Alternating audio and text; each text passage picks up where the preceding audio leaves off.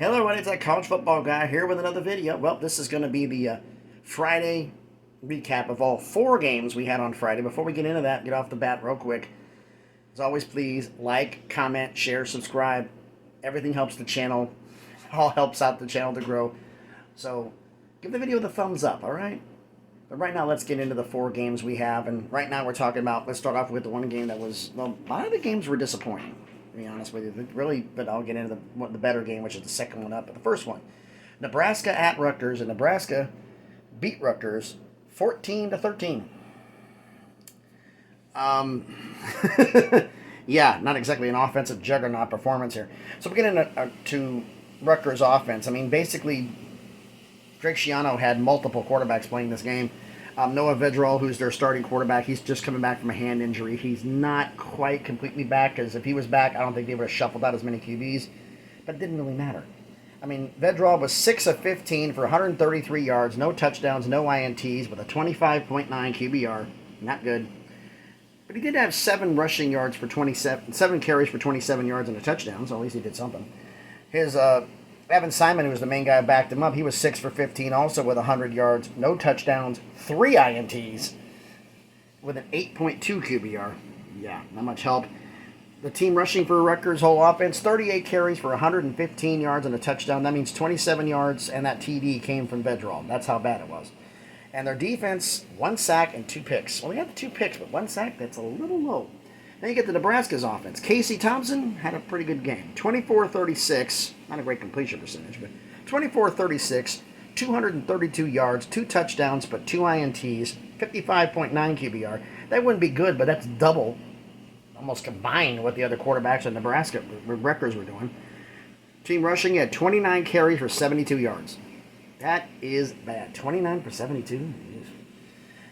And but the defense stepped up and kept Rutgers out of it. 3 sacks and 3 INTs. So the defense kept them in it, and Casey Thompson got it done. So that's a great job by them. They got that one done. Now let's talk about the one game that actually had some offense. Houston and Memphis, and Houston won, surprisingly, 33-32. Because Houston had been on a downspin. Dana Holgorsen, if he lost this game, I think he might have been on the hot seat getting fired. He still may be on the hot seat, to be honest with you. But let's get into Memphis's stats here. Seth Hennigan, the starting quarterback, 21-32 for 241 yards, 1 touchdown, no INTs. He had a 78.7 QBR. Good, not bad, but that's good. Team rushing, though, 41 carries for 156 yards and a touchdown. 4 yards, almost 4 yards a carry. It's not that bad. The team defense, 1 sack, 1 pick. Wish I'd like to see more sacks, but that's what happens there. But their who kept Memphis in the game? Chris Howard, their kicker, 4 for 4 on field goals. He did his part. Actually 2 and 2 on extra points. But Houston was story of Clayton Tune and the defense and special teams. That was their thing. It was Clayton Tune, 36 of 57. Yeah, 36 of 57. 366 yards, 3 touchdowns, 1 INT, 69.6 QBR. That's a good game. Offense rushing, 23 carries for 97 yards with a touchdown. That's all right. Team defense, they didn't have an INT, but they had 4 sacks and 2 fumble recoveries. So, working on the turnover margin. That's good. They won that. Special teams, Jace Rogers, 100-yard kick return for a touchdown. That helps you win a ball game. That helps to get it done. Now we're going to talk about the one game here today. Happened yesterday that was no offense involved, but defense and special teams won it. And I mean literally won it. 2 games yesterday that I went against the Sharks, the guys in Vegas. I went against them in the picks, and I lost both. I lost both. One of them was, we'll get into it, it's the last one I'm bringing up because it was horrible. But Colorado State and Nevada. Colorado State has not won a game this year. And they're playing Nevada, but they won 17-14. Jay Norvell, the former Nevada head coach, now the Colorado State head coach, he gets his first win as a Colorado State head coach, stops their 10-game losing streak, and Nevada's now on a 4-game losing streak. So Nevada stops their 10, but now Nevada's on a 4-gamer. Nevada's offense, Nate Cox, their starting quarterback, 20 of 42, 244 yards, no touchdowns, but he got a pick. 13.6 QBR. Not exactly great, is it? Offense, the rushing game is what helped them in this. I mean, that was the offense. 39 carries for 114 yards and 2 touchdowns. That's how you get it done. You have a sack. On defense, you have a sack. You have 3 INTs and a fumble recovery. That's how you get it done. Colorado State's offense, you'd be like, wait a minute, they won 17-14. How'd they win? First off, why is Colorado State struggling? Braden Fowler Nicolosi, a freshman starting quarterback. So there's your starting problems. 11 for 22 for 78 yards, no touchdowns, and 2 INTs. Not exactly good. A 15.3 QBR. Rushing offense, 33 carries for 177 yards, but no touchdowns. Like, wait a minute, they scored 17 points. Well, the defense had 2 sacks. They had 1 INT. Aiden Hector with a 17-yard pick 6, and they had 1 fumble recovery. And this game's going to be Mukendi Wakalorji.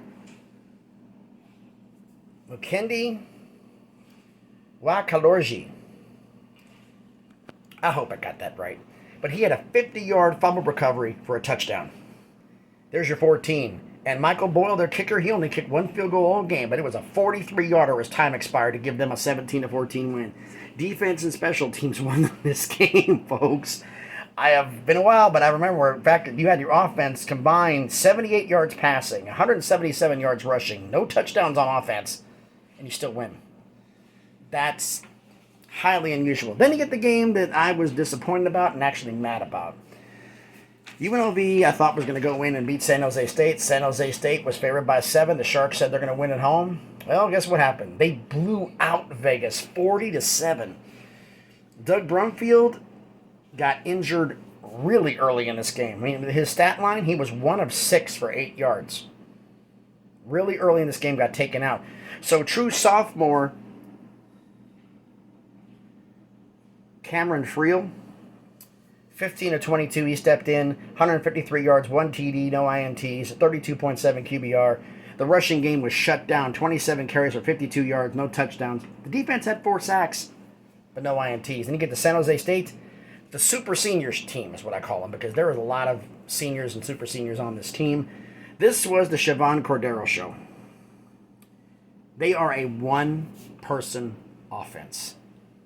If he goes down, they're done. What do I mean by that? Siobhan Cordero, starting quarterback, 18 of 27 for 230 yards, 2 touchdowns, no INTs, at 85.5 QBR. The team had rushing. Team rushing was 36 carries for 203 yards and 3 touchdowns. 203 for 3 touchdowns. Not bad. But Cordero had 14 carries for 105 yards and 2 of those touchdowns. So the 5 TDs that San Jose State had, Cordero accounted for 4 of them. 2 passing, 2 rushing. Their T defense, 3 sacks, no picks, and a fumble recovery. Cordero is their offense. Period. They couldn't. UNLV, because of injuries, because of one UNLV player got ejected for targeting. He's going to be out the next game. I forgot his name. They took it down there. And the fact is, most of UNLV star players are sophomores and juniors, and there's some freshmen who are doing a great job. Redshirt freshmen, too. So their team's very young. San Jose State is very senior-laden, and they won the game because this is their shot. This is San Jose State's shot to get back to the conference title game. I think they won it in 2020 in the COVID year. This is their shot to get back. And they know it because you look at the depth chart, and we'll be doing that in the offseason. They don't have a lot come back. Siobhan Cordero is going to come back because he's a junior. But the problem is they have to have more offense than him because if he gets hurt or shut down, they have nothing. So it's a one-man show with San Jose State, and San Jose State wins. They climb to 4-1. UNLV falls. San Jose State climbs to 4-2. UNLV drops to 4-2, but San Jose State has the tiebreaker because they beat UNLV. But there's other games that are coming up, and San Jose State's got some harder games on the schedule. UNLV's hard games are also coming up, so it's going to be interesting to see how this happens. So let me know down in the comments, what was the one that surprised you? UNLV getting beat up that bad is what surprised me. Let me know down in the comments. Hopefully this doesn't take... I figured out a little trick. I reset my router to get things going a little faster for the Wi-Fi. So I can get this one to download quick, because as soon as this gets done, I'm going to record the video for the predictions for the Saturday games. Right now, real quick, timestamp. It's 8:11 Central Time, 9:11 Eastern, so we're about less than 3 hours to kick off. So hopefully this will get done before it goes in there, but I'm timestamping this. So thanks everybody for watching the video. As always, please comment. Let you know what you think about the Friday games. Be safe, and as always, please Be good to each other.